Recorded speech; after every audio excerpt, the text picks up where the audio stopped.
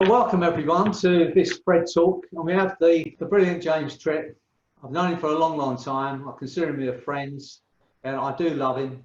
And I love all the stuff he does. I don't always understand it, but I do love what he does. And he's brilliant in our world, and he does things outside the box all the time, continually changing and the way we think and how we think about hypnosis. So it's the great James Tripp. I'm going to hand over to James now. I'm going to switch off. So, as I said, welcome.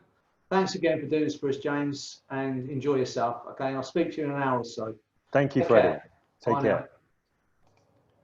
Okay, so Freddie's disappeared and he's been replaced by his professional pick from his hypnotherapy book cover. And he'll be there mesmerizing me with that throughout the whole hour that we have together. So I put in a title ahead of time on this around loose versus tight hypnotic facilitation. And this is a distinction. Distinctions are useful because when you create a distinction, you contrast something. If, for example, somebody offered you two pieces of fruit, and that was the only categories you had, fruit. So you have a piece of fruit or you have a piece of fruit. You go, well, I'll take a piece of fruit. But if you go, well, this fruit is an apple and this fruit is an orange, now you've got a distinction. You can see difference, and that creates choice. So distinctions are powerful things to create choice. So I want to offer you two distinctions that relate to hypnosis inside of this hour, not just the one loose versus tight facilitation. I want to offer you two distinctions, and I want to share with you why they're important distinctions for me in how I approach teaching hypnosis. So first of all, I think it will be a useful thing to get a little bit of clarity on what I mean when I'm talking about hypnosis. Because if there's one thing that's absolutely true is you ask a dozen hypnotists what hypnosis is and you're going to get a dozen answers, unless they're giving me my stock answer back to me, which sometimes people do. I want to be clear about what I mean by hypnosis. Now, I'm known as the hypnosis without trance guy, and that can be a controversial thing. I believe that hypnosis is just about directly shifting experience rather than a particular special state. So for me, hypnosis is the act of shifting experience from one state, from one reality to another reality. This is how I tend to approach hypnosis. So, if you see somebody doing a classic trance induction, something like this, they're taking somebody into a particular experience, into a particular state. For me, it's the moving of the person into that state that's hypnosis. You see somebody with a hand stuck to their head in a street hypnosis routine. That's another experience that person has been taken into. And I'm a great believer that you don't necessarily have to go into one of those classic trance induction experiences first in order to bring somebody into any other experience. So this is why when I say hypnosis without trance, you could say everything is trance just as easily. But what I'm saying is there's not a special state over here that we have to go into first before we go over there or over there or over there. We can directly go over there. So for me, I tend to focus when thinking about hypnosis and when doing hypnosis, I tend to focus on process. Focus on process rather than state. Focus on movement. Focus on action. Focus on maneuvers. Maybe even focus on strategy and tactics for moving people's minds. And I have a stock definition of hypnosis, and I'd like to share that with you first of all here.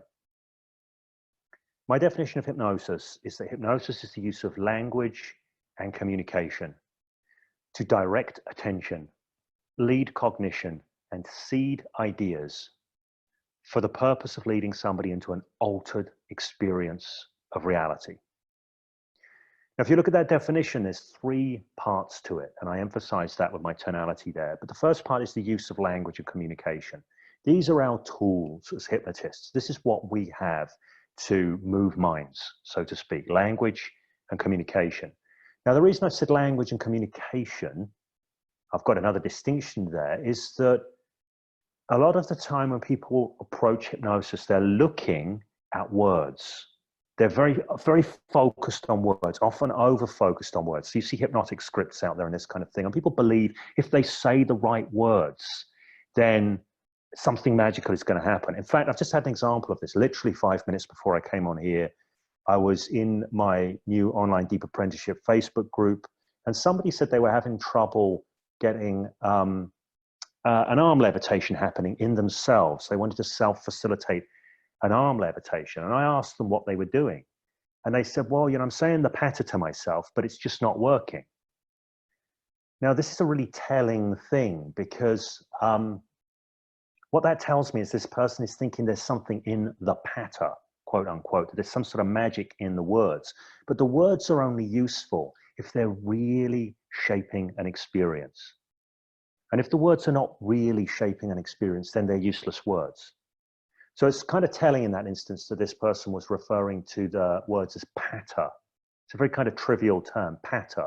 And what does that suggest? It's just going to patter out and spatter out, and there's no real consideration for what is being created with each word. So words can be powerful, and this is why they are a part of hypnosis. But I have this distinction, the use of language and communication, because what we do non-verbally is equally important, if not more important. And the reason that I believe this, if you look at my work, I incorporate a lot of non-verbal suggestion stuff in the mix. And there's a reason for this. If you think about this idea of hypnosis as being, this is an idea from Dave Ellman, by the way, and I think it's a useful idea, but not a complete idea. The idea that hypnosis is about bypassing the critical faculty. The critical faculty, the tools of the critical faculty are language, symbols, logic, this kind of thing. It's stuff that is embedded in language and representation and symbolism, okay? So the critical faculty is a very linguistic faculty, so to speak. So if you are relying purely on words to deliver your message, there is a lot for the critical faculty to engage with. It works with words, it works with symbols, it works with computation, so it can handle words easily if it wishes to do so.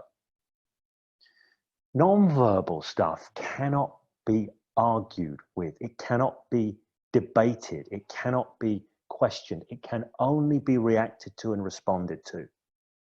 So for this reason, non-verbal communication automatically and always bypasses critical faculty. It's difficult to get logic around it because it's not a logical medium, it's an analogic medium. Okay, so non-verbal communication is really powerful. So going back to this definition, the use of language and communication, that's our tools, verbal and non-verbal communication. But what do we do with the tools? Well, we direct attention. We lead cognition, that is, encourage people's minds to move in particular ways. And we seed ideas. We drop in ideas of possibilities and different understandings of things. We drop them into the mix. All of these things are going on in hypnotic communication. This is what we're doing. The third part of the definition is to do with why we are doing it. Why are we directing attention, leading cognition, and seeding ideas? And the answer to that is to move somebody into an altered experience of reality, to shift their experience in some way. Now, in a performance hypnosis or street hypnosis context, this might be a temporary shift. I might want somebody to go into the experience of being unable to access their name. I might want them to have a vivid experience of this just for a time, just for the sake of exploring an interesting possibility, exploring some difference, perhaps discovering something about themselves and how their own mind works. So we might do something temporary like this. Or it might be that you're working hypnotherapeutically with somebody and they have an ongoing painful experience of reality or of some aspect of their reality. And what they've come to you for is for you to help them shift that experience, to move that experience. So they now have a different ongoing experience of that aspect of reality going forward. So this is my definition in completion, the use of language and communication to direct attention, lead cognition, and seed ideas for the purpose of leading somebody into an altered experience of reality. So I want to move on to our first distinction now that I want to offer you. And it's the distinction, it's one you may be familiar with, you may have heard in different terms, but it's the distinction of formal hypnosis versus covert or conversational hypnosis. Okay, formal hypnosis versus covert or conversational hypnosis.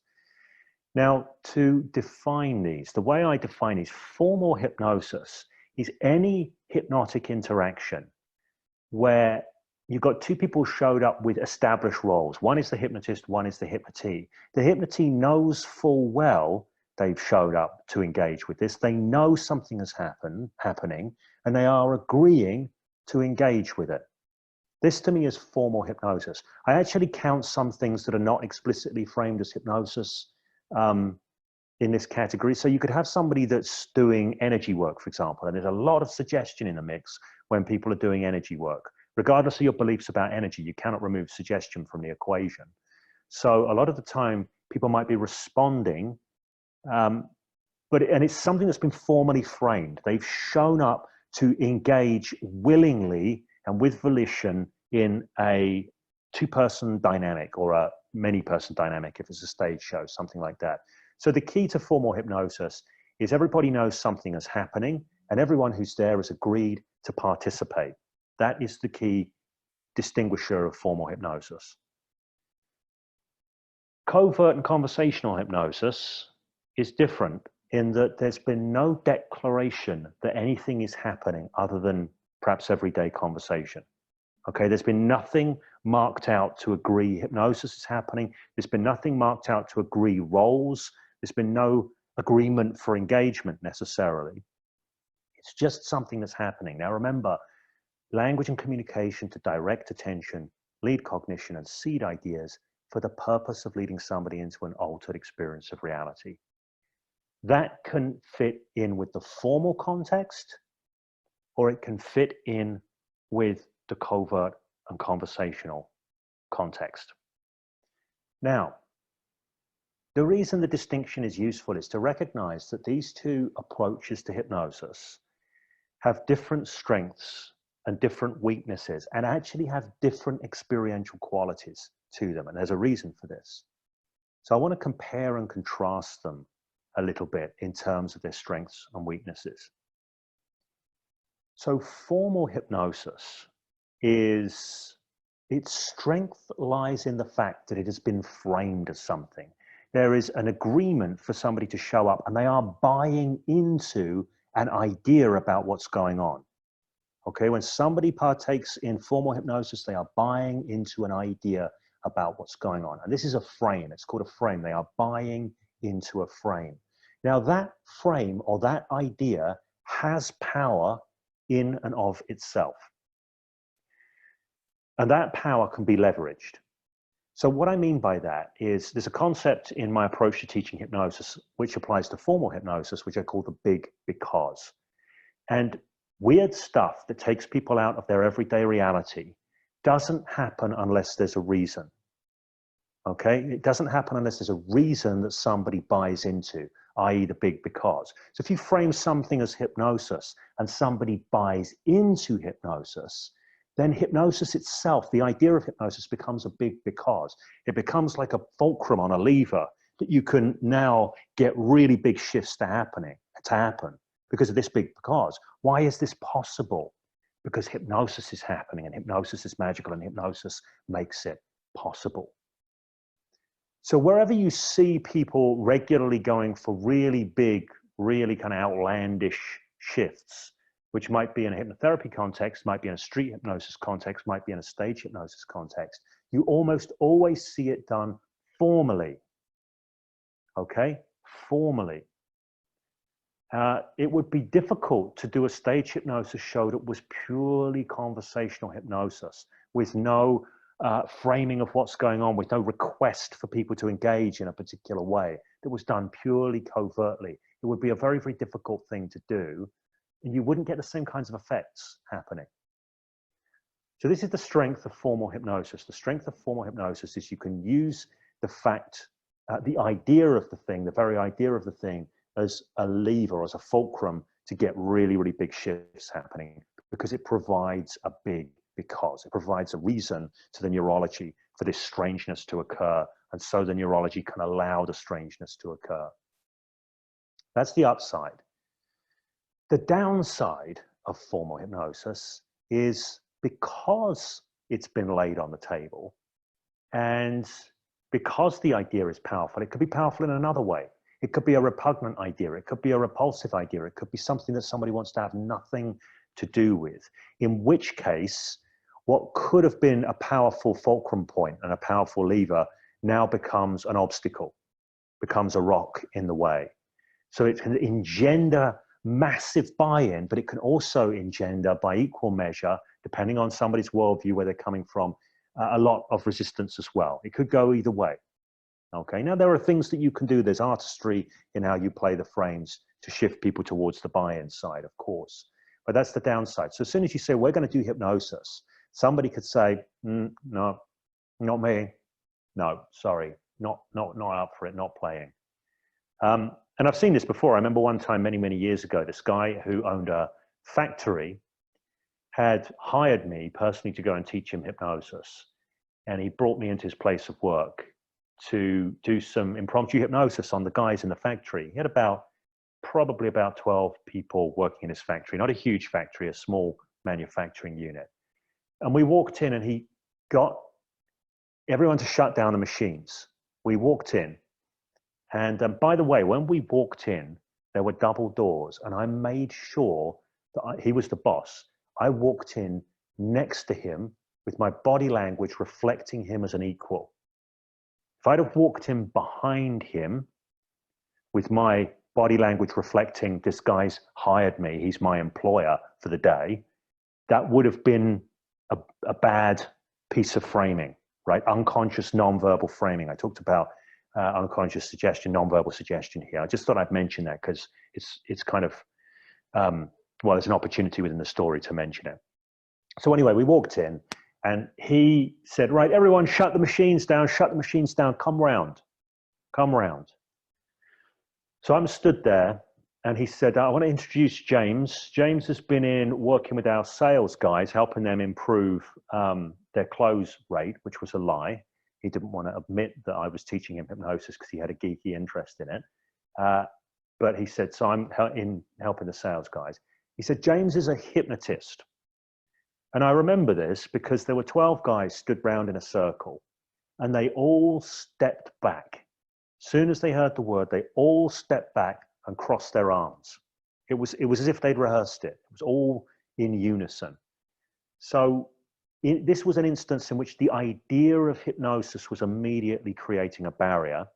And in that situation, because it had been announced, I had to do some work to loosen their idea of what was going to go on, to break down or to dissolve the resistance and the fear that was in the mix there with that, and get them to a place where they were willing to engage, where they were willing to bring their full selves, their full neurology, and really fully engage. So that's the downside of overt formal hypnosis, is sometimes it can create resistance, just the same as if you're a professional pickpocket and you said to somebody, I'm going to pick your pockets. Well, once they know, they can cover their pockets. But if you're a professional pickpocket and you distract and you do your work, they don't even know it's happened, right? It's over before they have any idea it's begun. And this brings us to covert and conversational hypnosis. So with covert and conversational hypnosis, you're much more like the pickpocket who just diverts, distracts, and does what they do. Now, this is the major strength of covert and conversational hypnosis. It goes right under the radar, so you don't have that same potential for resistance. I mean, you could do it in a clunky way and people could spot it, and then resistance could come in then. But providing you're skilled enough and you're smooth enough, it's going to go right under the radar. So you're not going to get any resistance occurring with covert and conversational hypnosis. So there is a major win. The downside of it is there's no big because at play. There's no frame at play. There's no agreement for somebody to engage. So you can't coach engagement in quite the same way that you do with formal hypnosis. So while it can go in under the radar, you lose the ability to really leverage up that frame. So what that tends to mean is the sorts of things that you can get to happen with covert and conversational things are only the sorts of things that would sit within the frame and make sense during the scope of everyday conversation. Okay? So what I mean by that is in the scope of everyday conversation, nobody forgets their name. In the scope of everyday conversation, it's extremely rare that somebody will have an arm float up outside of consciousness. I mean, they might do if they're holding a drink. I'm not talking about that kind of outside of consciousness. I'm going to get to this point in a minute. Or, you know, it's extremely rare they might suddenly have a profound anesthesia or something like that. I'm not saying this is impossible. I'm just saying it's extremely rare, particularly something like a name amnesia. None of these things sit within the range of what it is that's happening right now if we think we're in everyday conversation. So what conversational hypnosis tends to be good for doing is shifting any kinds of things that shift in an everyday sense anyway.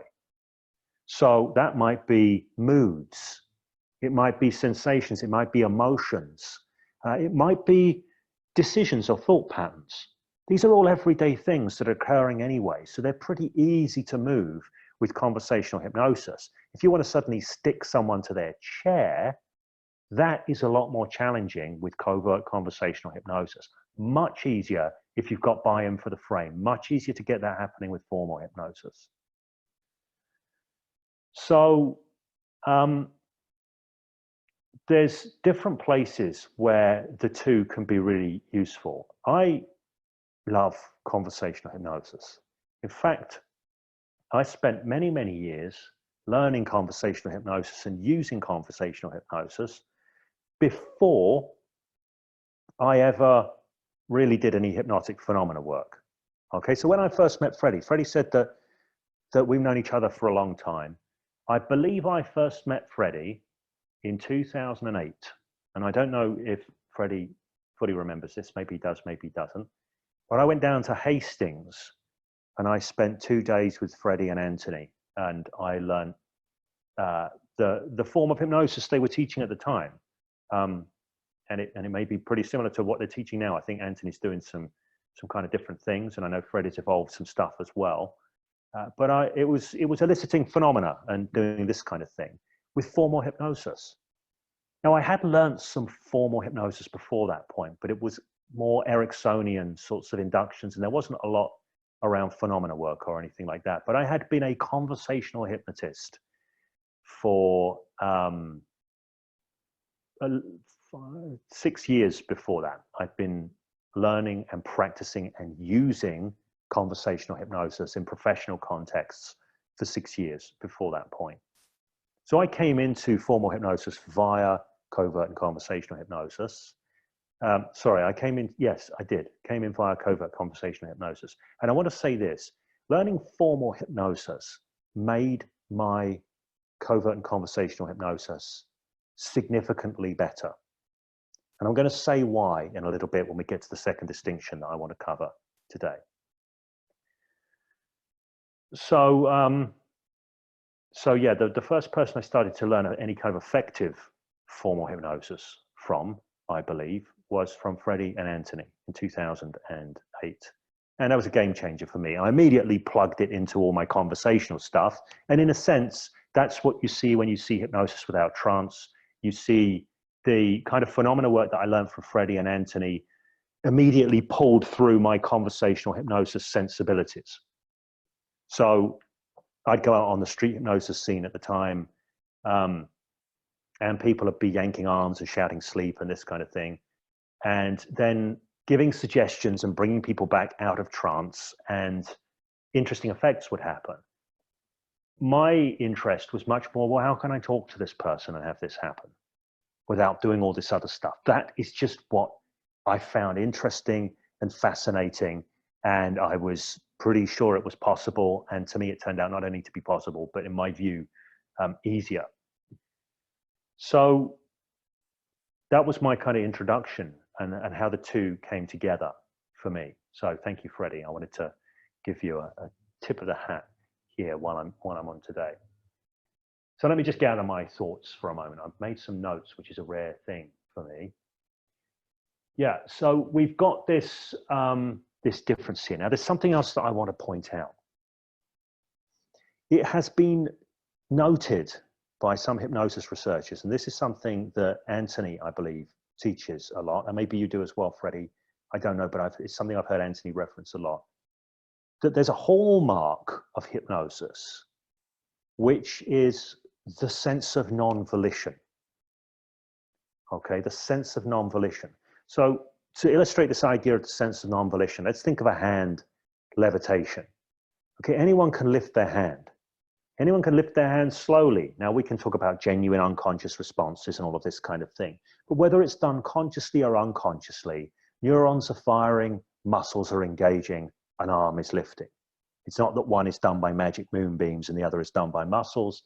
It's all done by muscles. It's all done by our neurology moving our muscles.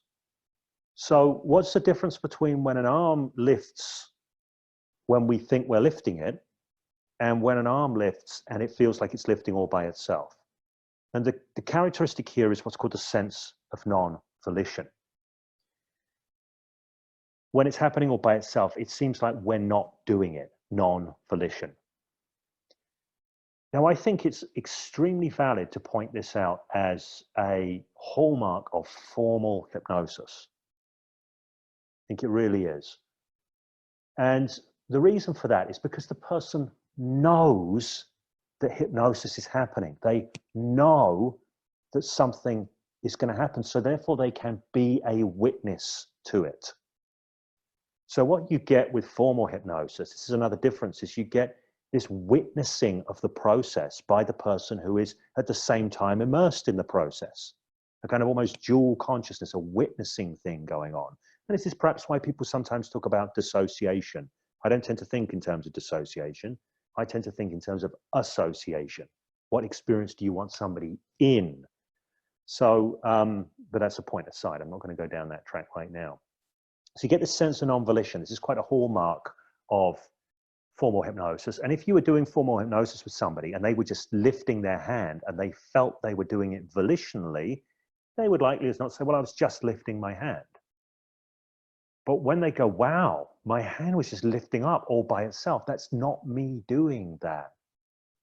This is the sense of non-volition that often accompanies formal hypnosis, especially when the hypnotist wants it and goes for it and suggests it and uses their language in such a way as to imply it when they say things like, just allow that hand to continue to lift. Okay, that's all the language of non-volition. Allow that hand to continue to want to lift. It's lifting, it wants to. It's not you that's doing it. That's the implication. That's how the words shape the experience. The words shape the experience of non-volition. It's worth knowing this, by the way, because if you start recognizing, well, I'm using words, I'm using language and communication to shape experience, and I want to shape it in very specific ways. What's the quality of the experience? If you know you want non-volition, you can shape non-volition up. The experience of non-volition, you can shape it up. However, the sense of non-volition is not something that tends to apply in conversational or covert hypnosis. What you tend to get there is you get people so absorbed in it, they're 100% absorbed, there's no witness position. They're just in the experience fully and completely. They're not in an experience of witnessing an experience, they're just in an experience. So when you shift somebody's state with conversational hypnosis, they don't go, oh wow, I'm feeling happier now, and it feels like somebody else is doing that to me and there's nothing I can do about it. They don't even see it because people do not see what they are seeing the world through. So with conversational hypnosis, people don't see the shifts because they're in the shifts. They're along for the ride. They do not see what they see the world through. So with conversational hypnosis, covert hypnosis, this sense of non-volition doesn't really come into the picture. Now, for that reason, some people claim that covert conversational hypnosis is not really hypnosis because the sense of non-volition isn't there. I guess if your definition of hypnosis says there always must be the sense of non-volition, then what I call covert conversational hypnosis is not hypnosis. If you take my definition of hypnosis, both of those formats, formal hypnosis and covert hypnosis, are both hypnosis by my definition, They have different strengths and they have different weaknesses. And the sense of non-volition is a characteristic of one of those.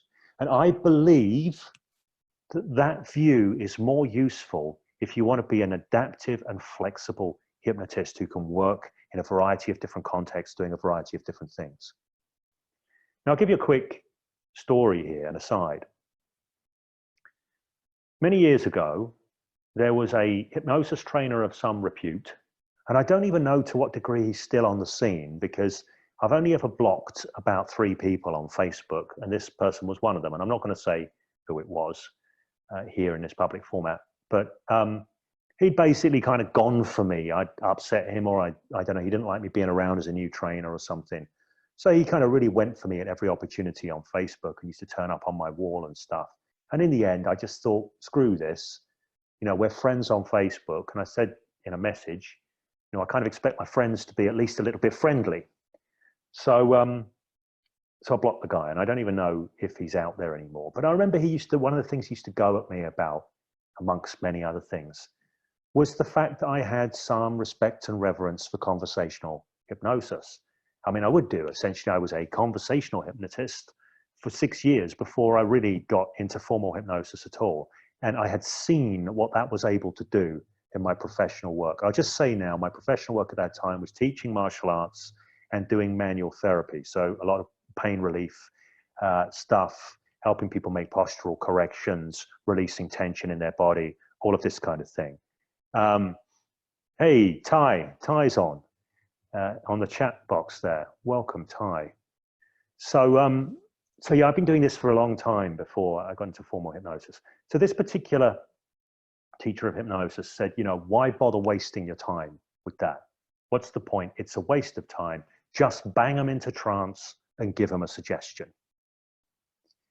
Now, at the time, I was thinking, no, you're missing a whole load of potential, a whole load of richness. And the thing that really came out is at the time, and I've told this story before, Freddie's probably heard me tell this story many years ago. At the time, my grandmother, who has now passed away, she had macular degeneration, and she developed a condition called Charles Bonnet syndrome.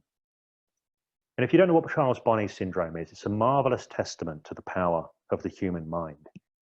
What happens with Charles Bonnet syndrome is the macular field in the eyes, the focal vision, the nerves degenerate. And so that part of the visual field disappears.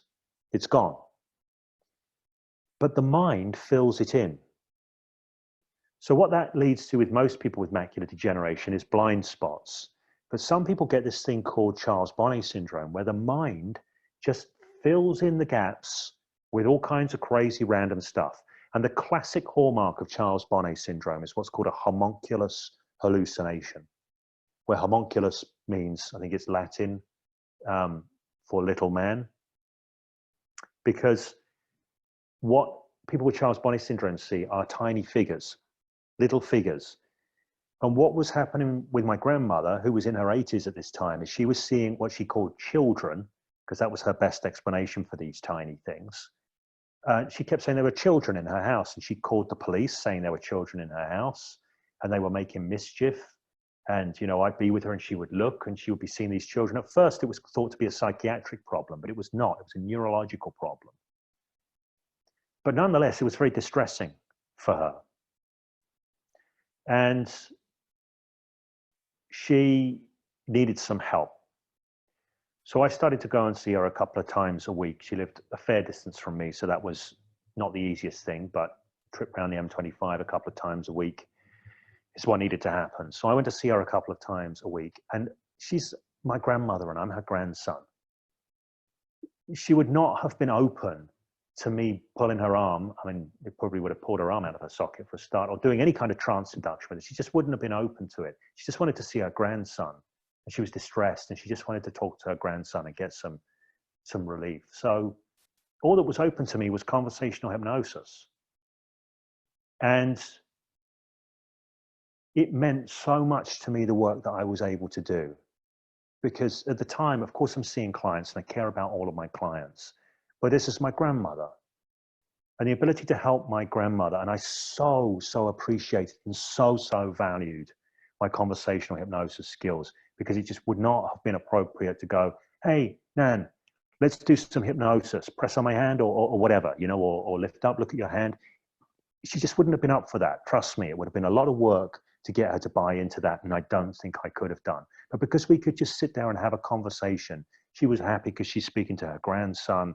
And I'm there just weaving bits and pieces in. And we got some significant shifts. I didn't get rid of the homunculus hallucinations, but I did get her to come to be able to differentiate between what was real and what was not in terms of those. And to also shift her state, because that was an important part of it as well. It wasn't just the hallucinations, it was the fear that she had. She had incredible fear around what was happening. It was very confusing for her, as you can imagine. So I think there's a lot of, you know, value in being able to do conversational hypnosis. I value it incredibly. So, is there anything else I wanted to say about that distinction? I don't think there is. Look at me with my notes. This is a rare thing. So I want to bring the second distinction in around hypnosis. And it is the distinction of loose versus tight hypnotic facilitation. Loose versus tight hypnotic facilitation. Now, it's likely you've not heard this distinction before. You may have heard formal hypnosis versus covert hypnosis, but you've probably not really heard this distinction before. It's a very useful distinction to understand. So, when some people, they come to hypnosis through NLP and through the stuff that Richard Bandler and John Grinder modeled from Milton Erickson. And Richard Bandler and John Grinder, they did a fantastic job. They spent time watching videos of Erickson. They spent time with Erickson. And of course, John Grinder was a linguist.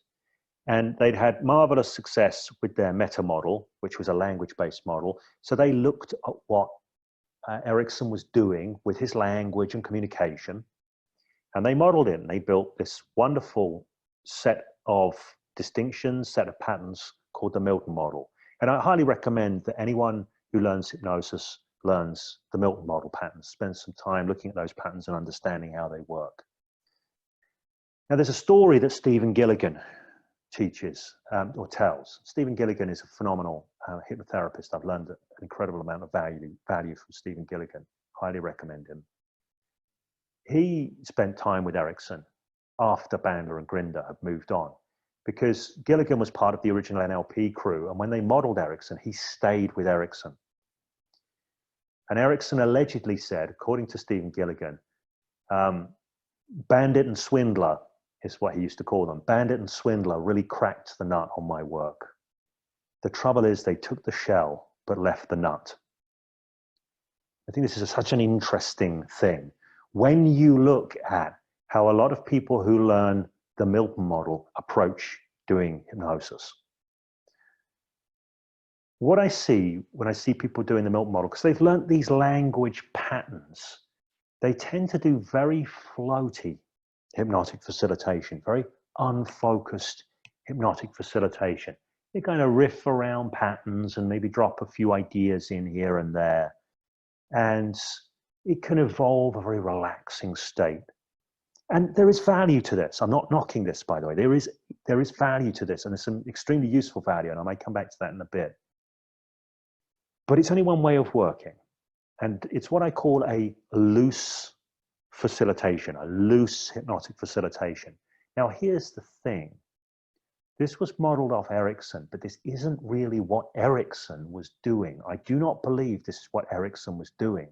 I believe Erickson knew full well what he was doing, and he had a lot of underlying structures in place that informed his use of that language that never got modeled by Bandler and Grinder. Okay? So I think Erickson really knew what he was doing and what he wanted to evoke. A lot of people, I've seen people recently over the last few years saying Erickson was not a very good hypnotist. I've seen this. And they say, and you say, well, why do you say that? Why do you say Erickson was not a good hypnotist? And they say, well, I watched the video and he took half an hour to get someone's hand to float up. I could have done that in 30 seconds. I think this illustrates a profound misunderstanding about what Erickson was doing. Erickson didn't give a stuff about whether the hand floated up or not, and certainly didn't give a stuff about how fast the hand floated up. Erickson wasn't using a hand levitation to get somewhere else.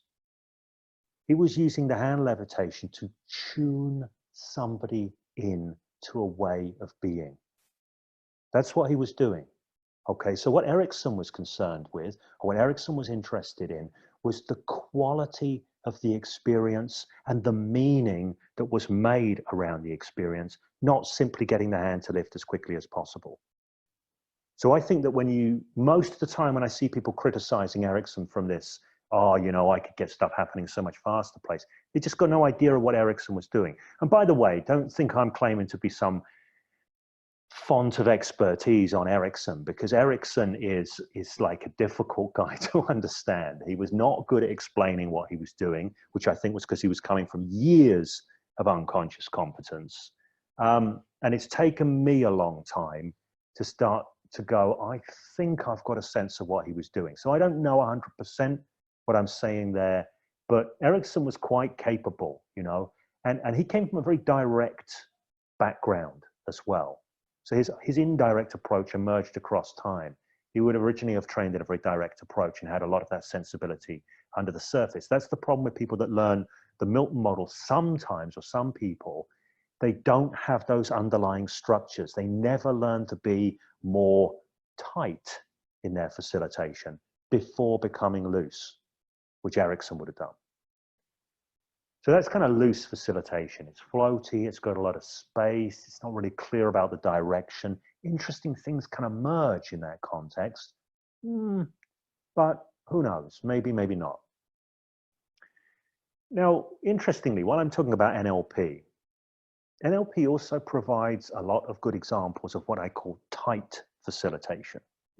So look at a lot of the classic NLP patterns. We've got things like the visual squash, or the fast phobia cure, or change personal history, or you know, any number that we could pick. The swish pattern, any number of NLP patterns. I've got a book by L. Michael Hall with 150 or 180 odd in, and there's more out there beyond that. So these classic NLP patterns, if you look at what they're doing, they are taking people through sequences of very specific experiential shifts for very specific reasons. Okay, that's what these classic patterns are doing. Most people who learn them do not understand what each of the parts is doing. They don't understand the working parts, so they'll just run the pattern. I call it being a process jockey. They just run the pattern, not really clear what they're doing with the parts. This tends to loosen what would otherwise be a tight facilitation. So one of the keys to doing a tight facilitation is understand what you're doing and why you're doing it. So each experiential shift, you know what it's for, you know why you're doing it, and you know the quality that's required in that experiential shift. So you can be really specific in shaping it. This is something I love in hypnosis, is focusing on what I call precision elicitation, really precisely shaping experiences. And that means paying really high quality attention to feedback that's coming back from clients. So you get all these very precise patterns in NLP. And for those patterns to be run effectively, they need to be run with tight facilitation. Real specificity. You want to get it as tight as possible wherever you can. Sometimes you need to make space if the client is struggling with something. You need to make space for them to find their own way in. But generally, you want to be able to be tight. Now, it's time for me to confess that I'm an ex-NLP trainer. So I used to be an NLP trainer. Didn't do a lot of NLP training, ran a few practitioner trainings and only one master practitioner training. But I am an ex-NLP trainer nonetheless. There's something I've seen a lot in the world of NLP when people learn NLP. And that is, they look at these tight facilitations and they think they can make them better by adding in lots and lots of Milton language. Like as if I add more Milton language, it'll get more trancey and therefore will work better. But what tends to happen when people do that is, instead of it just getting more trancey and it working better, they just kick all the underpinnings out. So now we no longer have a series of specific experiential shifts. We've got something meandering all over the show, and none of the working parts of the pattern work anymore. So they fall apart. So it is not always the case that, oh, look, here's hypnotic language from the Milton model. If I add that in, it's going to be more hypnotic for the win. That isn't necessarily so, okay? Unless you know how to use the Milton language in type facilitation work. So, you know, one of the things that I highly advocate that people do, there's benefits, by the way, to working with type precision and making space. There are times and places with clients, if you're doing change work, there are times and places where you want to take away time, space, and choice. It's like you want to railroad people down a particular path. I often think of like sheepdog that's herding sheep. They've got to get the sheep through the gate, and they need to cut off all other options to get the sheep through the gate. Sometimes when you are doing hypnotic work, that's what you want to do. Take away options, take away time, take away space. If somebody's going to do processing that doesn't help what you're doing, you want to take away time and space so they can't do that processing. If somebody's doing processing that's helping you towards your outcome as a hypnotist, it can be useful to open up a little bit more space for them to do that processing. Okay, so there's a useful thing in becoming a hypnotic facilitator in being able to track when people are doing things that are aligned with and conducive to what you want to have happen versus when they are doing things that are not, and knowing how to work with time and space, giving time and space or taking it away in order to steer things as you would like them to go. So, so there is a lot of value in being able to open up space, make things more floaty, create more possibility in the mix, and see what emerges from that. And then there's times to really drag things down and tighten things up and get those sheep through that gate. Now, if you can do the former, if you can do type facilitation and you can do it well, it's so much easier to go in and loosen up when you need to, and then be able to tighten back down as you need to. If you've got no, so if you can do tight, it's so easy to do loose, right? It's much easier to do loose. If you can do loose, doesn't mean you can do tight at all. So for this reason, I advocate that when people learn hypnosis, and this is one of the reasons why the way I teach, when I do phenomena work, I call the phenomena work that I do the precision elicitation of hypnotic phenomena. By that, I mean, we want to get this experience happening as efficiently and as effectively as possible. And I've had the pleasure recently, or the horror, of going through and editing up some of my old hypnosis sessions from about 10 years ago. And I'm doing so much cool stuff in them that they actually work as quite good teaching pieces. But also I'm doing a load of cool stuff that doesn't need to be done. It might need to be done in a different context, but I'm working with clients who are super responsive. They're exactly where they need to be. And I'm throwing unnecessary stuff in the mix because I wasn't switched on enough at the time to be able to see where people were, you know, to see when a little touch needed here or a little touch needed there, or when to just back off and let the thing roll. So I'm a lot more efficient now in what I do. And this is why I love this phrase, the precision elicitation of hypnotic phenomena. And this is what I do my best to train in people. The ability to be really precise, the ability to get what they want to have happening, the ability to troubleshoot on the fly, make the adjustments they need to make, to treat hypnosis as a live, dynamic interaction that is tight when it needs to be tight, but can also open up and create the space for new possibilities and interesting and surprising things to emerge when you wish to do that as well. So I said earlier on, and I'm going to kind of round off on this point, that learning formal hypnosis made me a better conversational hypnotist. And it did. And the reason it did is because when I say learning formal hypnosis, I mean learning that kind of tight facilitation, that kind of lean, specific facilitation. What is it that we want to create? How is it that we want to create it in this moment? And it made me a better conversational hypnotist because it got me thinking in terms of process, structure. It got me thinking in terms of specific movements that do specific things. So as I mentioned before, if you look at any classic NLP patterns, they are sequences of specific movements that do specific things. I'll just throw this in as a pro tip. When people learn NLP, they often learn to test, okay? This is part of the steps to most processes are test and future pace, okay? So take that test bit. Whenever you see an NLP pattern written up, test is always put at the end of the pattern. Now, if you've got a pattern which is made up of, say, 5 specific shifts that do 5 specific things, why do you wait till the end of the 5th shift to test? So one of the things that I encourage people to do when they're doing any kind of hypnotic facilitation, and I include NLP processes in that, some people wouldn't, is you know what shift you want to get. And when you get that shift, you test somehow to make sure you've got the shift. And then you move on to the next bit. And you're always testing and always testing and always testing, always checking in to see that when you're using your language and communication to move somebody's mind, it moved. You want to make sure it moved. You want to know that it moved in a useful way. And if it didn't, slow down. Slow down to this moment and this shift. Get really present with it and figure out how to get this bit to happen. Now, you learn to do this through learning type facilitation.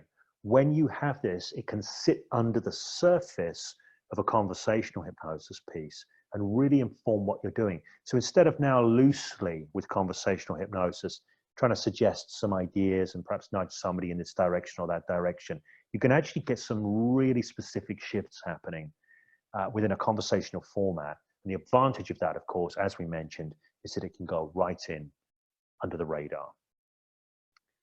So I think that that is a good place for me to stop. And so does Freddie, because he's back. Freddie, I can't hear you though. Freddie, I can't hear a word you're saying. Mute myself. I can hear me now. No, Yeah. I wasn't ready to jump in. I realised you were about to, I recognise you were about to say that's a good place for me to stop. Yep. So I switched my camera on. There's a few things I'd like to speak to you about on this because, you know, obviously we work in the same way. You know, we work differently, but in the same way. You know, obviously I use a lot of phenomena. And the reason I use phenomena is purely to give people an understanding of this non-volition. Right. Understanding, because if you can do that, once they understand, especially their eyes open, you know, they're looking at their hand, they believe that it's now happening by itself. Yeah. And we often describe the difference between a hypnotic suggestion. What is a hypnotic suggestion? You ask most hypnotists what a hypnotic suggestion is, how it differs from the normal suggestions. We have a cup of tea. The difference is it turns a doing into a happening. Right. You know, I'm lifting my hand, I'm doing that. If the suggestion implies that that hand's going to lift by itself, and it starts to lift by itself, then it's a happening, and they experience it as a happening. So if you move that one step further, where I am now with this, is that every client that comes to you with a problem is experience that problem as a happening. So that, you know, they experience it as non-volition. You know, I want to give up smoking, I can't. I know this is a rational fear, I can't stop being afraid. You know, I want to be 10 stone, but I just can't stop. It's just happening to me. So if you look at how people experience their problems, they're experiencing it as a happening. You know, and going back to your covert and conversational hypnosis, which you've learned over the years and you're brilliant at, but the reality of it is that we're all doing that anyway. Yeah, for sure. Yeah, with, you know, and they're not hypnotists. They're not, you know, a zillion hypnotists out there. Yeah. They're people that are, and whether they're not doing it purposely, but they're suggesting stuff. You know, if you've got a child and you say to that child, well, you know, you're an academic, you're not very sporty. You know, if the child believes that. One, because they've had a spike of emotion when someone says you're not good at something. And then, you know my idea now behind bypassing the critical faculty, if you like. Mm-hmm. There are words which Erickson would say, he describes it like a magician. The magician's goal is not to inform, it's to distract. Mm. So, you know, look at this here. And while he's doing that, he's taking a rabbit out of his pocket or whatever it might be. Mm. So, and Erickson used words, and he described hypnotic language in that way. It would distract the critical faculty. Give him something to focus on. Why is he saying these words? Mm. And underneath that, while that was distracted, he could get in his suggestions, his hypnotic suggestions for change. Mm. So for me now, I think the other way, and I know it because I'm using it all the time, the simplest way to if you like, the critical factor or the filter between reality and what's real and what's not real.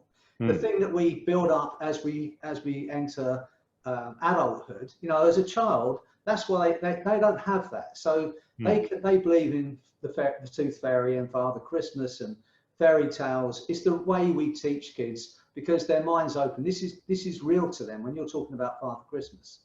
But as we get older and we become more intelligent, if you like, or more knowledgeable, that critical faculty is formed, like a filter to what's real and what's not. So, you know, we then get a defense against flattery and sales and, you know, and lies, if you like. We can, you know, I know that's not true.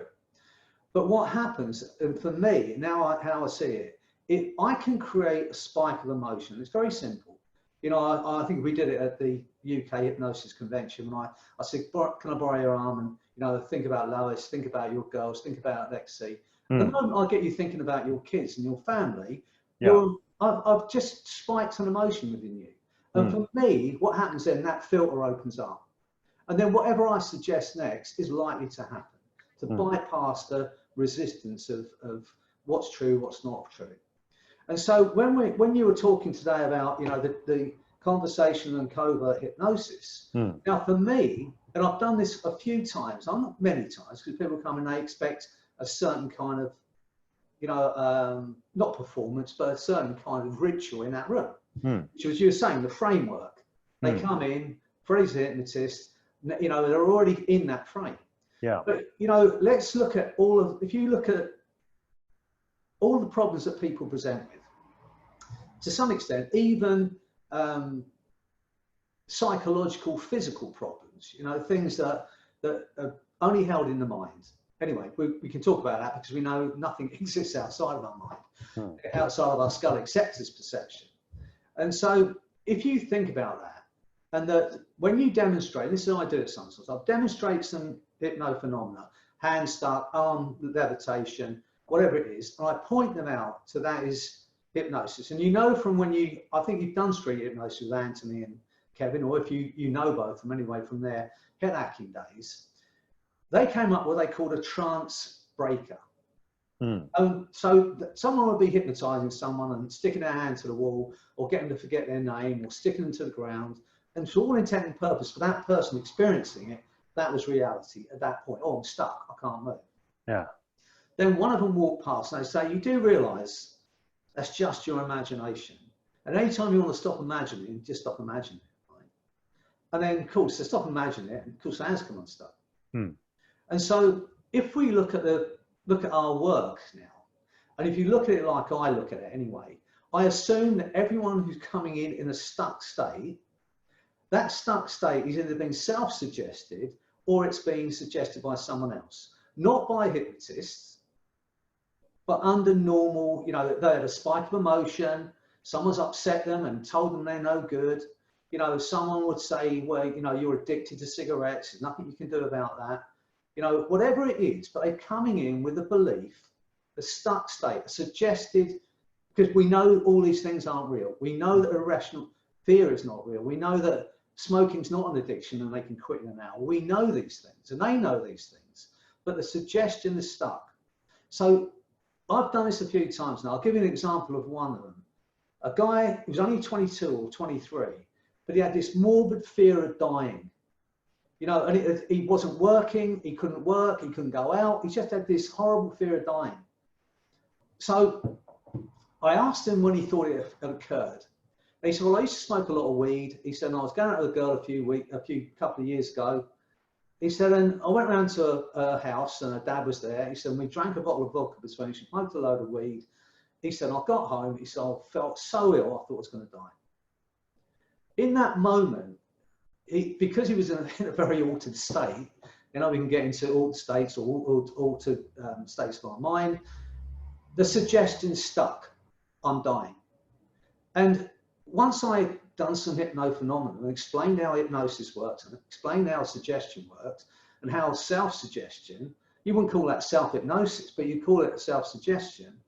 And so all I did, James, and he sorted this thing out for him, I said, I'm going to hypnotize you, because he was expecting to be hypnotized. I'm going to hypnotize you.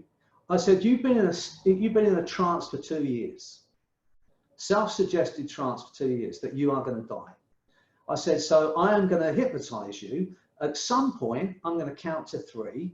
You are going to come out of that trance you've been in for 2 years, and you're going to stay in what I call a Freddy trance, a positive Freddy trance. Because I never bring people out of trance now. I never do. They're coming in one trance and send them out another trance. Yeah, absolutely. Yeah. You know, there's no, what would you want to say back to normal? If you're doing stage work, that's, you know, everything back to normal. But back to normal for those people is not good. Yeah. So anyway, so I just did that and that resolved that. Yeah. You know, so now it's, for me, if you think about, even for my own self, if I think I'm in a stuck state, I'll remind myself that this is just my imagination. This is just, and I can stop imagining it. But imagine how all of our lives, and people are listening to, people are going to listen to it. I want them to think about this. Think about every stuck state they're in, where they say, I can't do this, or I can never achieve that. If you run that back, they'll understand it was either self-suggested or it's suggested by someone else. And all you have to do, because this is the trance breaker, is to say, imagine something else. Stop imagining that you can't do it and imagine you can. Right. Yeah. And I think that honestly, I think now, because the work that I do, I find it, you know, it's become very, very simple and very easy, you know, because of my understanding now that we're all walking around in trance. Yeah. You know, life without trance, if you like, but we're in it. Yeah. You know, and sometimes it's just about explaining. That's why people say, well, you know, I've been called, like, by someone that we know, a hypno shark, because when I'm at the UK when I'm at any of these conferences, I want people to understand and get that experience. It's a buzz for them. You know, people want to have that experience, so I do it, and I don't find it difficult. But once you do that with a client and you say, look, if you can explain and prove hypnophenomena, it's very simple to get them in a stuck state of some kind. Yeah. Then explain that I'm going to remind you that's just your imagination. I'll give you another example of this. You know, the Anthony and Kevin's idea, the AI. Are you all right for time for a moment? Yeah, I'm good. Yeah. The AI model, you know, automatic imagination. Yeah. And the idea that, you know, you put your hand on the table. Can you imagine your hand stuck to the table? Yes. Can you imagine that's happening automatically? Yes. Now, can you imagine you've forgotten you're imagining it? Yeah. Now, if you get to the point where you've forgotten you're imagining it, then your hand's going to be stuck to the table, or in your mind, it's going to be stuck to the table. So I went to see Anthony do a seminar in London. This must be eight years ago, maybe more. I don't know. And I watched it and I thought, well, that's very good if you were doing stage hypnosis or street hypnosis, but how's that work in my therapy room? And then a woman came in the next day, keeping her daughter company. Her daughter had come to see me to quit smoking. But this woman was probably in her 50s, and she said, I must come and see you at some point. I've got this fear of having blood taken. So rather than be in business mode, I said, well, look, I said, when did it start? She said, about 4 years ago. She said, I had some blood taken, I fainted. And ever since then, I've dreaded having blood taken. So I'm not afraid of doctors or dentists or needles, but the thought of having blood taken, she said, it petrifies me. So I said, on a scale of 1 to 10, how frightened are you of that? She went, I can't do it. She said, it's about 9. I said, fine. Okay. So I stuck her fingers together. We know this. It's very simple. You know, imagine your hands are stuck, imagine nothing you can do about it. So our hands are stuck. So I then explain the AI model, how most of our fears start, because you have people scared of wasps who've never been stung by a wasp. But what happens is the parent is scared of the wasp because they don't want their kids stung. So as a child, you see the parent flapping around and you see this wasp, you've never been stung by one, so you've not experienced it, but you imagine that might hurt you. But at this point in time, it's on your imagination. That imagination becomes automatic. I see a wasp, I start to feel afraid. But even then, if you reminded them that they've never been stung, it's just their imagination, they would still probably understand that. But at some point after that, they forget. They only initially imagined that that was going to hurt them. Right. Now, at that point, when you forget you're imagining something, then to your body and your mind, it becomes real. So I explained this to this woman, and in the same time it's taking me to explain to you.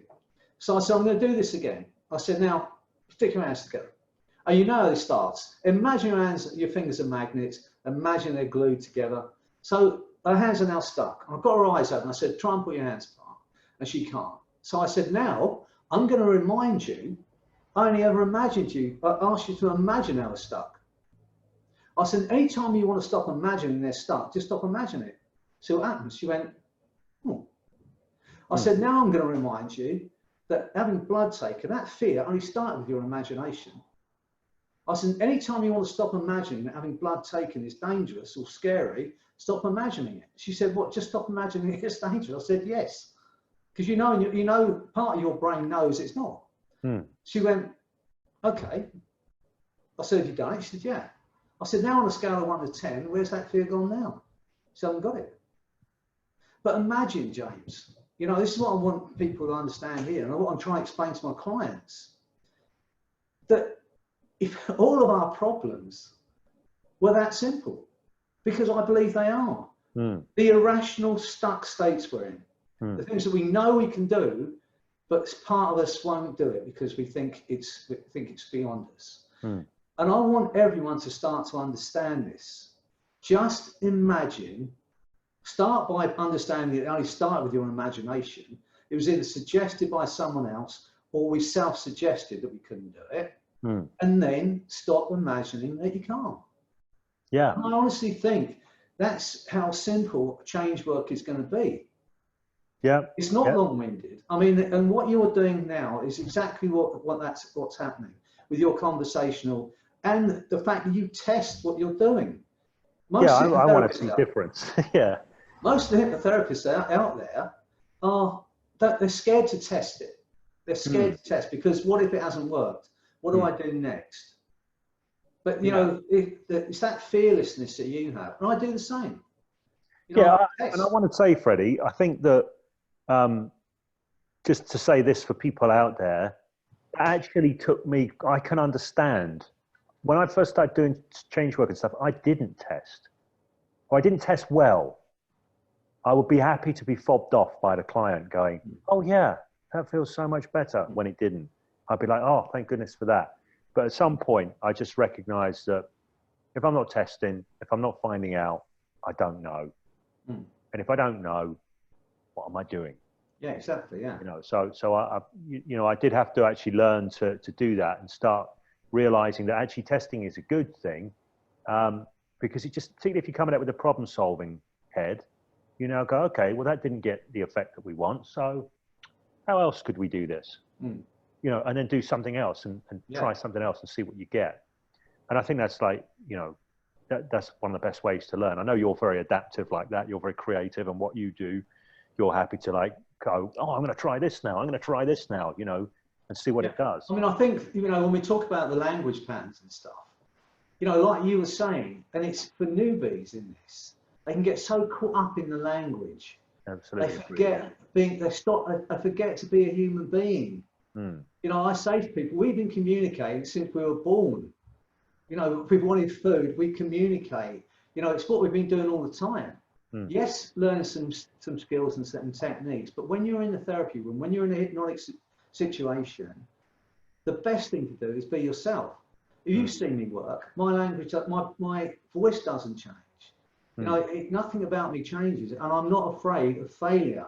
And that's the other thing out there that most people. Well, if I do hypno-phenomena and it doesn't work, what do? You know, I always say, well, no one died. You know, if you fail, you fail. You know, but if you do it with enough belief in what's going to happen, I think that's a major thing as well. And like you say, it's a collaboration.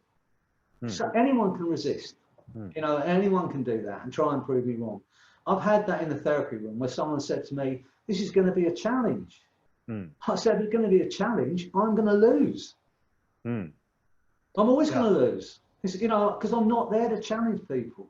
Right. And that is how it is. But most people come into this, like when they, you know, when they come to you or they come to me, they want the experience as well. They want to go out thinking that wasn't just another talking therapy. Something shifted, as you would say. Yeah. Yeah. You know, and I feel different. Yeah. You know, and I think, you know, and the story, you know, what you were saying about your grandmother, you know, if people learn these skills and they only ever help one person, they only make that shift in one person, you know, it's a phenomenal thing. I had pretty much the same experience with my mum. You might have heard, you know, not last October, the October before, I got a call from her partner down in Kent, and but same for me, it was a 5-hour journey down there. He said she's in hospital, she's in a really bad way. So what had happened was her doctor 18 months before had given her a repeat prescription for these steroids for whatever it was going on now. But it was supposed to be for a month, and the doctor forgot to tell her it was a month. So my mum took them for 18 months, and these steroids destroyed her kidneys. So she was in hospital with kidney failure. She was in agony, and her body had swollen up, and she could only move one arm. So I got down there, and I'm always reluctant to work with my family. I don't know why. I can work with thousands of people out there, but working on my family always feels awkward. But she was in a really bad way. And she said to me, I don't think I'm going to get out for a long time. I didn't think she was going to come out there at all, to be honest. The nurses said to me, your mum's in kidney failure. There's not much they can do. So I'm there, and I said, look, Mum, let me run this arrow technique and this quantum healing. I said, we've got nothing to lose. You're in bed. And I said, just close your eyes, listen to me. So I ran these two techniques. Anyway, I was there for maybe a couple of hours after that. She was like in eyes closed, sort of relaxed for 15 minutes. And nurse came in and started making some noise. She opened her eyes. So anyway, the next morning, I get a call from her partner saying, your mum's out of bed and she's showering on her own. She said that she's out of pain. And a bit like with your grandmother, that feeling of helping someone that you love is immense. And I made that decision in that moment. I am never going to charge anyone to help them out of pain, and I haven't since. Obviously, people train me, they want to learn the arrow, that's fine. And whether they want to charge or not is fine. You know, I run that free webinar every month for people in pain. You know, and again, that's purely because, you know, I thought at the time, if someone could have done that for my mum, if I couldn't have done it and someone else could have done it, I would have been so chuffed and so pleased that they'd done that. So that was a decision I made. Now, my mum passed away last January, not this January just gone, but the January before. But she had 3 months without any pain. Right. You know, she was very, very ill after that thing. But she, you know, and so I think people should learn this. You know, people come and do your academy for what is it, 150 quid or something, if they get in before 8 o'clock tomorrow morning. That's right. You know, or come and do this training, because even if you help one person in your life with it, it's phenomenal. I think it's something we can all learn, because all we're doing is teaching them to communicate with what we have. I don't have swinging watches and spinny dials or any of that stuff, or whale music or any of those things that some people think is necessary, or things on the end of your finger to tell you what your beta waves are. I don't need all that stuff, because this is conversation. You know, this is me and you having a conversation, and me with a little bit of knowledge of how we can change the way you think about this. That's how I see this now. But do you know Phineas Quimby? You know that name? Sounds like some cousin of mine. No. He was a guy who was he was a watchmaker originally. He's in like about 1850 or something in the States, and he was very, very ill, and he met a mesmerist, and he followed this mesmerist around, quit his job, followed this mesmerist around, And in the end, he started doing the mesmerism show himself.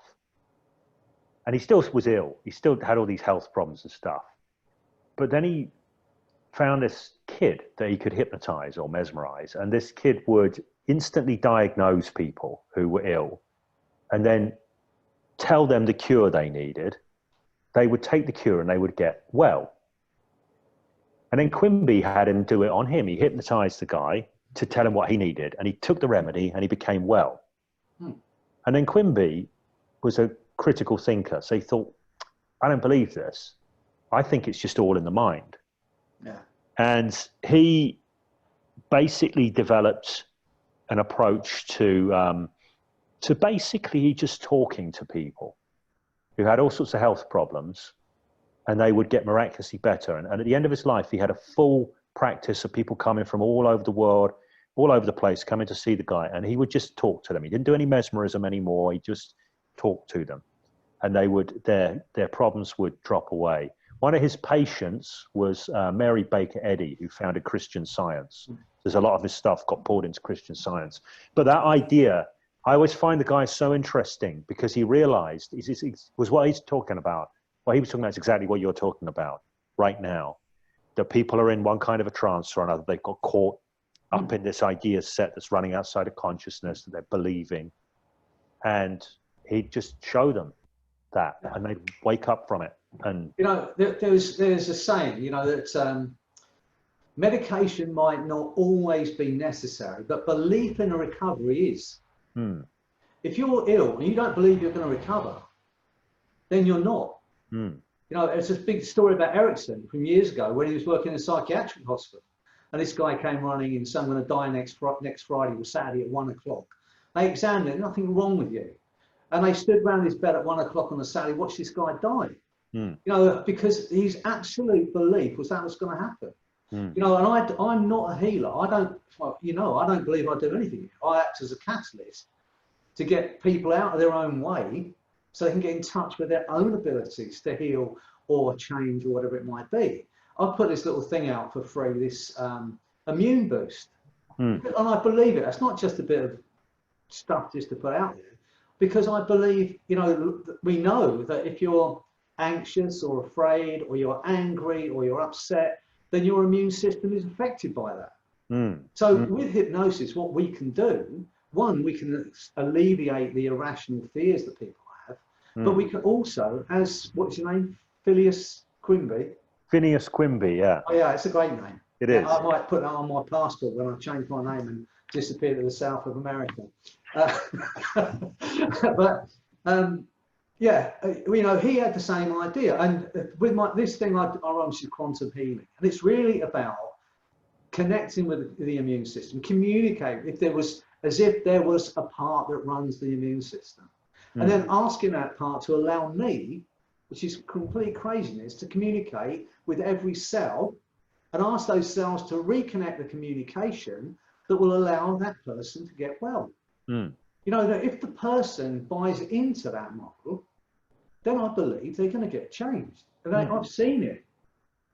I've seen it. It's not just, you know, I'll say these words and because you know who I am, I don't do anything that's bullshit. I wouldn't be able to do it. That's why a lot of the things you see out there at the moment, the techniques out there that look really woolly or whatever, I can't do. I just can't bring myself to do it. So these things that I run, and this thing that I've got out at the moment, which is this immune boost, why not? I said to people, you know, it's 10, 15 minutes of your time. You don't have to pay for it. You know, my attitude towards it, and I say to people that come and see me, no one comes to see me for healing, but a lot of people that come and see me are ill because of the stuff they've been doing. I say to them, look, why don't you just run this with you? Because I'm not going to give you pills or potions. This is purely words and imagination. But what? You know, so I love what you've done this evening, and it's so good to hear you speaking and teaching. You know, and just keep doing what you're doing, James. It's phenomenal. Well, I appreciate that, Freddie. I appreciate coming on. I can see there's a question from Tyrone. Have I got like a minute to answer it? Oh, you've got as much time as you like. All right, that's good. So I'm going to read it out. I don't know if you can see it, but I'll read it out. It says, because I know Ty a bit. I know Ty quite a lot. Ty is saying, hi, James. I've often heard, oh man, my eyes. I'll read it. Often you say that behavior evolves from identity. You also describe yourself as a creator, and as such, identity, I am, plays a big part. How much of your change work using hypnosis are you working at the level of identity as opposed to just the actions, behavior that the client wishes to adopt or abstain from? Right, right. So that's a great question. Thanks, Ty, for asking that. So I love a line from Stephen Walensky. I think it was Stephen Walensky said, all trance is identity. If you think of that as a little Zen koan, what does he mean by that? All trance is identity. And I think what that means to me is when somebody goes into a trance, everything else that they are, every other possibility for them goes away. And I'm using the term trance here to mean any kind of, I sometimes use the term reality tunnel as well. You talked about it with like a wasp trance, right? A wasp phobia trance, let's call it that. When they go into it, you know, if someone starts freaking out about a wasp, they go into that trance. Everything else about who they are goes away for a time. It gets excluded from the trance. Of course, it's all still there, but it gets excluded from the trance. So I think like all trance is identity is a useful idea, but also the other way around. All identity is trance. So as soon as I say I am this or I am that, I've limited myself. I've put a bunch of parameters in place that I now live into, I buy into, I believe, and that becomes my reality for a time. So a lot of what people think of as who they are, to me, is just another kind of a trance. Yeah, right? And it's a suggested trance. And it's often a suggested trance, indeed, yeah. And some people start to understand this, and they get into understanding that they can start to shape their own trance of who they are through self-hypnosis or suggestion or whatever, which to me is a very interesting thing. It's like, hang on a second, well, who suggested who I am? Yeah. And what about me being involved in that now? Yeah. Right? So I love this idea. So I am very aware of the level of identity when I do change work and stuff. So often when somebody makes a really big shift, for example, in a session, and they're like, oh, you know, you see it when they have that, you know, that moment where everything is suddenly different. I like to track that up to identity really quickly. So I'll ask questions like, who are you being now? Who are you now that you have this? So like, you know, or what is it? Another question I'll often ask is, what does it mean about you? Do you have this right now? Because I want them to get into new truths about themselves. There's a thing that I do often at the end of sessions, a little bit of business, where someone's had a lot of shifts. I'll go, answer with the first thing that comes up. What's your new truth now? And they'll go, and they'll blurt something out. And it's always something that's powerful and aligned with the shift that they've made. That's great, yeah. Right, and then I say, I want you to repeat that 6 times. But don't just repeat the words, experience the words. So it's kind of like a reinforcing piece of self-hypnosis where they repeat that new truth 6 times over. And well, Erickson said, didn't he? He said that you can pretend to be anything and then become it. Right. So it's talking at the same kind of level you're talking now. You know, what is your new truth? And then shift into that and, you know, and say it 6 times to yourself. This is what, because if you do it enough times, then it becomes your truth. And then it becomes your identity.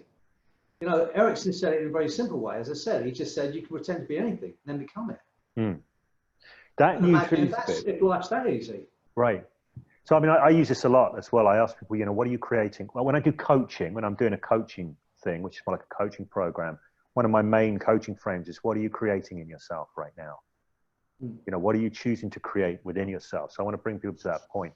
The new truth thing is interesting because most people will change that truth about the 3rd or 4th one a little bit. They'll like upgrade it even further. So they'll go, like, say their truth is, I am free. They'll get to like the 3rd, I am free. And then they'll go, I am completely free, or something like that. Do you see what I mean? There's often like a little upgrade in that process. So there's something really cool about that 6 times around the new truth. Yeah. But I think that Samantha, I think Simcox just said she's going to use that. Yeah. Why would you not use that at the end? You know, I think it's It's a lovely way to wrap a session and really get somebody in that space of, yeah, because you're going to go out with a smile on their face, aren't they? yeah, and they're kind of connected to that difference and connected to that change. Yeah, I mean, and you know, I put this little thing out. I think I might have said I had this dream. I was hypnotising Tom Hanks, which is a strange thing to do. Yeah. But with an induction that's not being used yet, so it was like one of those moments. I'm going to use it. Now I might as well develop it. So that turned into, and someone put on there Tom Hanks, but someone just put T Hanks, which spelled thanks. So I just thought, well, I'm going to call it a thanks protocol. It's about self-appreciation, self-love. And I came out with this thing, which I've been using for a long time. Maybe when you can't see me in Hastings, I was using it there. But when I say to people, if you're going to do an arm lift or anywhere you're going to touch that client, you know, before you touch the client, keep this in your mind. I care about you. I want you to be well. Just run it in your mind. Keep it in your heart, because I think it affects the way our energy, if you like. And then I went to India, and then the greeting out is Namaste, which means I recognise the God within you. Not being a religious person, I put one extra letter in there, and it comes, I recognise the good within you. So these things I run in my mind when I'm working with my client. So that became then the thanks protocol, a little bit of a self meditation thing where you get yourself into a relaxed state, or before you wake up in the morning, or when you wake up in the morning, and just run these words. You know, I recognize the good within you. Thank you. I care about you. I want you to be well. You know, obviously you can aim it at your client, but you can also use it for yourself. But those words, like recognizing your own truth and then repeating those words, you know, what is your truth? Say it again, you know, and then they're going to feel that thing. That's the complete truth. And I think it's great. You know, all these things work for us. But once we recognize that all of our limitations are either suggested to us or self-suggested, and like with every trance, you can just say, it's just my imagination. I can choose to imagine something else. Imagine that I'm not stuck. And in that moment, of course, you're not. If it was only ever psychological stuck state, then the moment you shift that truth, as you would put it, then you're not stuck anymore. And it is a massive shift, because it can happen in conversation, just by describing that to someone and just going, well, just stop imagining that. Right. See what happens. There's a thing that I don't work as a hypnotherapist anymore. I do mostly coaching work. But when I did work as a hypnotherapist, people would often say, "Oh, what do you do then?" And I go, "Well, you know, I'm a sort of hypnotherapist." And I'd say, I'm kind of reluctant to use that term because I tend to do things a little bit differently from most hypnotherapists. Now, that's a great thing to say, because then they go, "Oh, how is that then?" Right? And then they ask me a question. I go, "Well," so I'll say, "Well, you know, most people have got like a situation in their life where they're stuck and the same thing keeps happening. I'd like to have a different kind of experience. In fact, you probably got one, haven't you?" And they go, "Yeah." Right. And at that point, I would do a conversational hypnosis piece, which is exactly everything that you're talking about right now, which is them coming to realize that that their experience is mind-made. Yeah. But I would do like a piece in the moment, like in a couple of minute conversation. But I would be talking them through like a process, so they'd be shifting in their mind. And I'd say, "So that thing that you had before, what do you know about that now?" They go, "Oh." It'd always be like, "I don't know, it just doesn't seem like that important anymore," or something like that. Yeah. But that for me was like, people say, "What's the best way to sell your hypnosis in conversations or whatever?" And you're the same, but different, as we've already established. You know, the best way is to actually, so far as I'm concerned, is I always teach people this, like your job is to be a difference maker. So don't try and sell people the fact that if they pay you money, you will make a difference for them. Just make a difference now. You just make the difference now, or make a difference now that is meaningful to them. And then if they want to come and work with you to make more differences, you're good to go. Right. And I think, you know, this is something that the more people start to understand, and I think this is something that you clearly, you know, something that you're, a place you're definitely coming from here, is that hypnosis is happening all the time. Hypnosis is to do with the nature of life. It's not a special thing that happens over in an office there on a reclining chair with like the spiral or the headphones or whatever. Hypnosis is about life. It's about experience and human experience, communication, how that shapes experience, all of these things. Yeah. It's always happening. Everyone's a hypnotist with a small h. Yeah. You know, the trick is, if you want to like start making a difference, is figure out what it is you're doing and become a hypnotist with a capital H. Yeah, yeah. Well, it was just pretty much what Bandit and Swindler did. Yeah. They modelled that excellence. They found out what was working, you know, and then they modelled it. But as Erickson said, they got the shell, not the nut. And the nut is the human in it. That's how I see that. What they missed was taking the words, but you know, often when we sort of say it in a derogatory way, we call them scriptists, people who have to have a script and think it's the words that are working. And there is some, you know, there's some benefit when you first start to have some kind of formal words that you're going to use. But as long as you're not reading like they're a spell, it's just the words that are doing it. You've got to be human in it as well. You've got to keep that, you know, you've got to mean what you say when you're saying it. Right. It has to sit with you. It has to feel right with you, because then it's a conversation and then it's effective. You know, and look at Erickson, everything Erickson had been through. Right, everything that guy had been through, that all of that would have been there with the client. Yeah, you know, and of course, so that means no one's going to get to be Erickson. None of us are going to get to be Erickson. I don't get to be you. You don't get to be me. Yeah, you know, but we do get to be who we are. Because I could do it being a bit taller. You know, I could. And you could be, you do it a bit better looking. I know. I said that before you said it. Yeah, go on. Well, you know, we all got. It's exactly right. No, you know, but providing we are who we are, and you know, and accept who we are, trust who we are. You know, that's the thing about it. You know, and understand we're not. There's just understanding who you are, warts and all, and just be who you are in that room.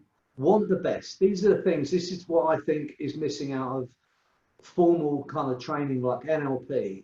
The human. The be yourself, trust yourself. Yes, learn some language patterns, which are going to help people into an altered state or trance or whatever you want, or open them up to suggestion. But always be yourself in it. And I think that's the problem. I've heard people who have done some other kind of training, and when they start hypnotized, they're speaking to you like I'm speaking to you now, and then they get the person in trance and they go like this. You go, and now, with your eyes closed, you can begin to relax. Who's just come in the room? You know, it's like just be yourself and trust that you're a good enough person. That's what I think. You know, there's a thing about that, because I love NLP. I really do. I think it's brilliant, and I think there's so much good stuff in it.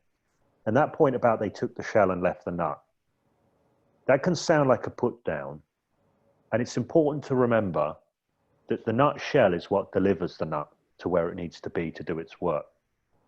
You know, you've got to have the nut. It's no good having just the shell. Yeah. But if you don't have the nut shell, you might, you know, maybe you'll get the nut where it needs to go. Yeah. And the nut is a seed. That's what a nut is. And I think this is the thing. So when I look at NLP, I think there's brilliant stuff here. And what is everything that needs to be under the surface? When they modeled all these great therapists had something else. You know, they had a place they were coming from in their inner reality that didn't necessarily get modeled in the kind of NLP stuff. I know they made a bit of an effort with the NLP presuppositions to get some of that down, but that's a whole other layer. And I think it's always worth being aware. And I'd say this to people who are learning out there. Yeah, learn all the technical stuff. Great. If you have a love for that, I love the technical stuff. Fantastic. But find people, and find, you know, like you, Freddie, for example, and I would advocate that people pay attention to how you are, not just what you do, like how you are being, how you are showing up, how you are engaging. Yeah. You're giving some tips on that as well by talking about, you know, the namaste thing and I see the good in you and all of that kind of thing. You know, this is important stuff. And I think that people often, at first they skip around this to go, oh, yeah, okay, just that's great. But give me the words. What words do I need to say? Or what induction do I need, or something like that? But this human element is so important. I mean, you know, there's people like yourself and people who are training with you, and it's the same for me now. They're coming in at where you are now, with all of the understands you have now. You know, and I think there's so much good stuff out there, you know, from people like yourself. There's Richard Hill, you know, there's Mike Mandel, you know, there's Chris Thompson, all these great people out there that can teach wonderful things. And I think people should be, I think the word is eclectic. Is that the word? Because you're much better than me. You know, in their training. Don't be, oh, I'm this kind of therapist, so I can't be anything else. You know, go keep learning. But so many people, I said to someone today, if you wait until you know everything, you're never going to start work. No, you know, right. You can be effective with some simple tools. You know, and most of the tools I have, if you look, you know, they would have come from NLP, or they would have been based on some NLP techniques. The one that I use in every session is parts negotiation, which has come from a 6-step reframe. But you know, it's without what I would call the fluff that's involved. And so, you know, all of these things, none of this stuff is, except for the Tom Hanks thing, which I had a dream about, maybe the arrow. But even the arrow came from Erickson in his, you know, because in my mind, you know, he would say, he understood. If you ask someone in the street what hypnosis, they're going to say it's sleep or relaxation, based on what they see on stage. Erickson understood that if someone's in serious chronic pain, you ask them to relax, that's ridiculous. So he would actually get them to focus on the pain itself as the focus of attention, go to the very hot spot, the center. So the arrow technique has come from that focus of attention. And so, you know, everything that we put together, we stand on the shoulders of giants, if you like. These people that have gone before. You know, and people that are coming into work with you and work with me, they're coming at where we're at now. And it's a long way from where we were, even when you came to train me back in 2008. My thinking has shifted. Anthony's thinking has shifted. Your thinking has shifted. So people are coming in where we're at now. I think there's never been a better time to learn how to help people change. One of the things I'm doing with my new program actually is I'm actually including a lot of my old stuff, but I'm going through it. So I'm doing commentaries on it and going, this is why I did this, and this is how I do it differently now. So that people get an opportunity to actually see how my thinking has changed. Now, I'm not saying the old way I did it was wrong, but they get an insight that way into how things have evolved and what kinds of things I'm considering now that are different from before. And I think when you look at your past work, you'll see things you were doing that you didn't know you were doing, if you understand. And you'll see intricacies in it which came to you, if you like, through talent or whatever it might be. That, you know, you were doing this, but now you look at it again, you say, yeah, but I was also doing that, maybe without even realizing I was. The other thing that's kind of interesting actually is remembering some things which I've kind of dropped. Do you see what I mean? That's just like, that was quite cool actually. I'm going to pick that one back up and play with that again. So there's actually, I've really enjoyed kind of revisiting some of this older material and doing the new commentaries on it. I'm pleased you've done it. And as I said, you know, anyone listening, you know, go and get it, go and do it. And you know, I suggested, well, Richard Hill sort of suggested it, and I banged it out. I did put your name in it, like a wizard school.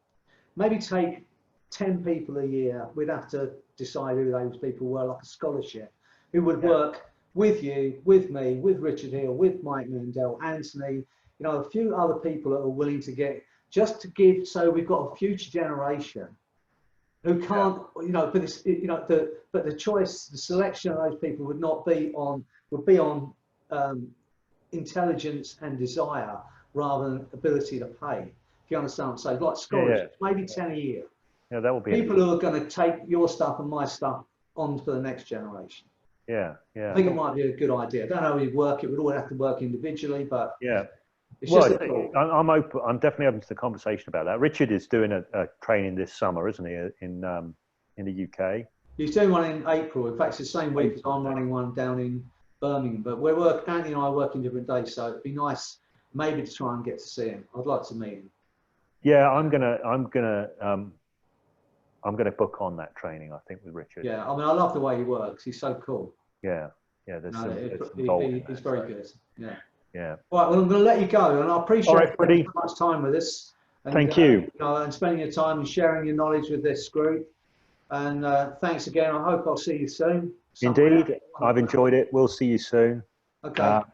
Thanks everyone who's been on the call and asked the questions and all that great stuff. And I'll see all of you around and about too. Thanks again, James. It's great. Take care, My Freddie. love to your family. Yep, Take I'll care. pass that on. Cheers. Bye now. Bye.